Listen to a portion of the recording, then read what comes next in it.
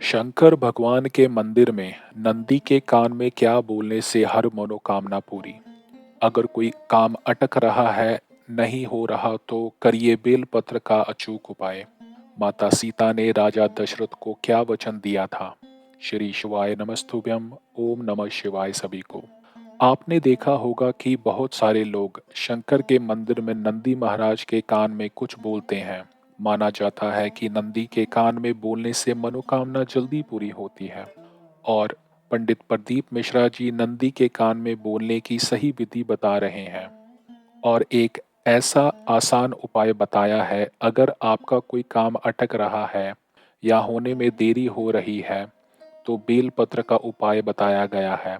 उससे करते ही आपका काम बनना शुरू हो जाएगा।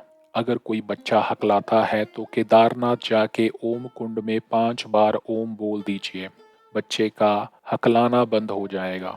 पंडित प्रदीप मिश्रा जी अपनी कथा में एक तिनके का वाक्य भी बता रहे हैं, जिसके कारण माता सीता ने राजा दशरथ को एक वचन दिया था। पूरी कहानी सुनने के लिए वीडियो पूरा देखें। चैनल को सब्सक्राइब करके कमेंट में हर हर महादेव लिख दीजिए। अपने मन की कामना उसके कानों में बोलकर आप आ जाइए, आपकी कामना 3 महीने में पूरी हो जाती है। नंदी के ईश्वर भगवान का स्मरण करिए।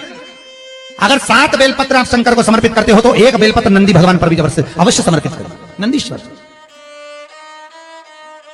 भगवान शिव को समर्पित,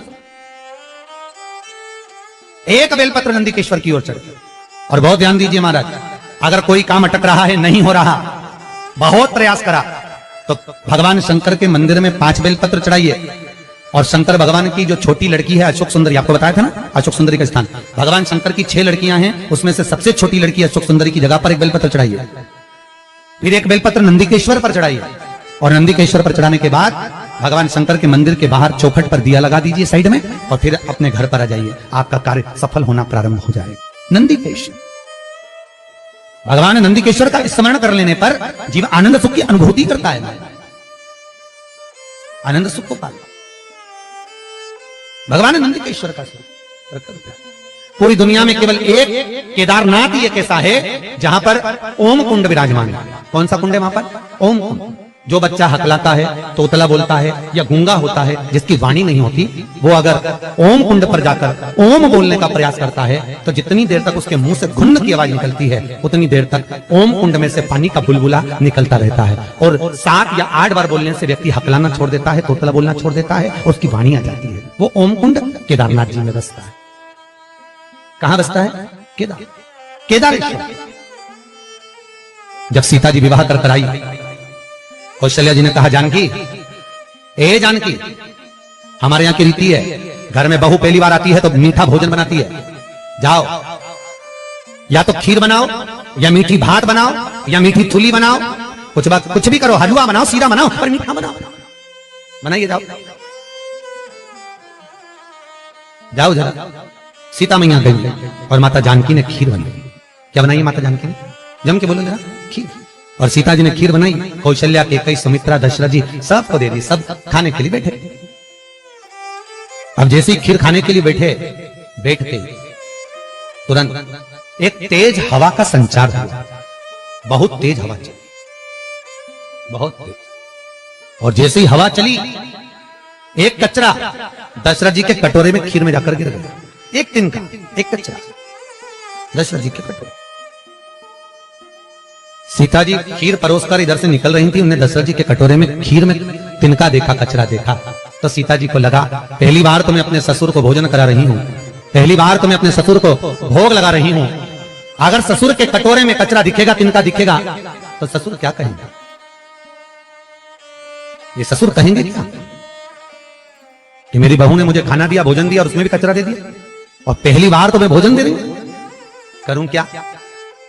सीता जी रसोई घर में गई और रसोई घर में जाकर माता जानकी ने, माता सीता रसोई घर में पहुंचते सीता जी झरोके में से, खिड़की में से जो कटोरे में तिनका पड़ा था खीर के अंदर, मां जानकी उस तिनके को निगाहों से देखने लगी। ऐसी निगाह से जानकी जी ने देखा, सीता ने देखा कि वो कचरा कटोरे के अंदर ही जलकर भस्म हो गया। वो तिनका कटोरे में ही जल गया, बस। अब तिनका कटोरे में जब जलकर भस्म हुआ, दशरथ जी ने देख ली और दशरथ जी ने देखा, तुरंत दशरथ जी उठकर सीता के पास में गए। तुरंत, जानकी जानकी, पिताजी आप आए हो, आओ बैठो।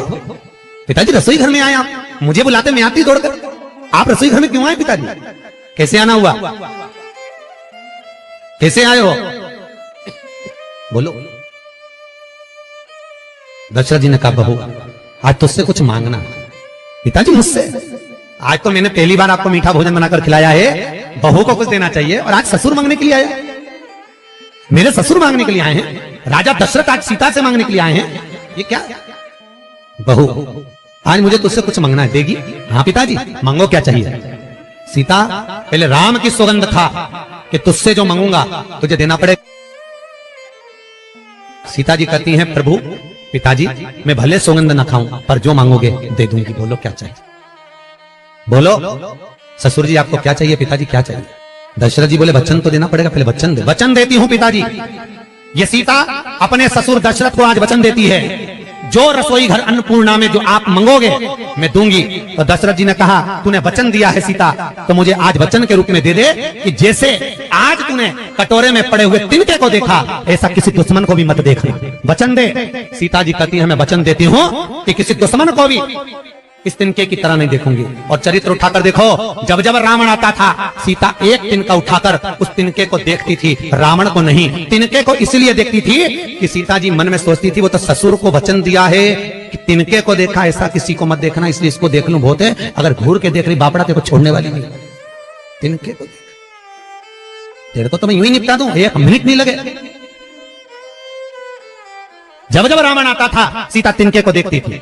जब जब रावण आया, सीता ने तिनके को देखा, बार बार तिनके को देखा। तो रावण ने 2500 बार माता सीता से पूछा था कि मैं आता हूं तो तू तिनका क्यों देखती है? पर सीता बोली नहीं, क्योंकि मैंने अपने ससुर को वचन दिया है कि किसी जैसा तूने तिनके को देखा, ऐसा दुश्मन को भी मत देखना, इसलिए नहीं देख पा रही तेरे को। अगर देख ली थी तो राम को तो आने की भी जरूरत नहीं थी, तुझे तो यूं निपटा के चली जाती।